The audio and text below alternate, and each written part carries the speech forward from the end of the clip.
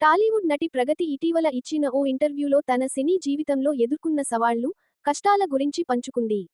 ముఖ్యంగా ఒక వాన పాట సంఘటన కారణంగా తాను హీరోయిన్గా సినిమాలు ఎందుకు మానేశానో వివరించింది. హీరోయిన్గా తాను చేసిన చివరి చిత్రం సెట్లో ఒక వ్యక్తి తనతో అమర్యాదగా మాట్లాడారని, అది తన ఆత్మాభిమానాన్ని దెబ్బతీసిందని ప్రగతి తెలిపింది.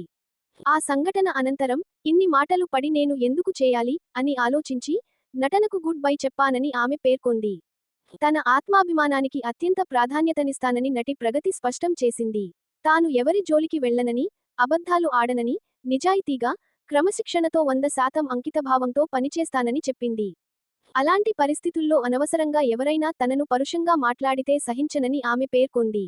సినీ ఇండస్ట్రీ నుంచి వెళ్లిపోయిన తర్వాత, ఆర్థిక అవసరాల రీత్యా తాను తిరిగి పనిచేయాలని భావించానని తెలిపింది.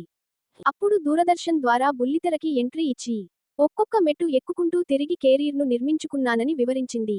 ఆర్థిక పరిస్థితుల గురించి మాట్లాడుతూ, నటన తనకు ఏకైక ఆదాయ వనరు అని, ఎక్కువ పెట్టుబడులు పెట్టలేకపోయానని ప్రగతి అంగీకరించింది. 1 సంవత్సరమో, 2 సంవత్సరాల పాటు కూర్చొని పనిలేకుండా ఉండేంత కంఫర్ట్ జోన్లో తాను లేనని, అందరిలాగే అప్పులు, ఆర్థిక రొటేషన్లు ఉంటాయని తెలిపింది. అయినప్పటికీ, తనకు నచ్చిన చిత్రాలలో మాత్రమే పనిచేయడానికి తాను కట్టుబడి ఉంటానని చెప్పింది. పవర్లిఫ్టింగ్ తన అభిరుచి మాత్రమేనని, దానివల్ల ఎలాంటి ఆర్థిక ప్రయోజనాలు ఉండవని, పైగా తానే ఖర్చు పెట్టుకోవాల్సి వస్తుందని ఆమె స్పష్టం చేసింది.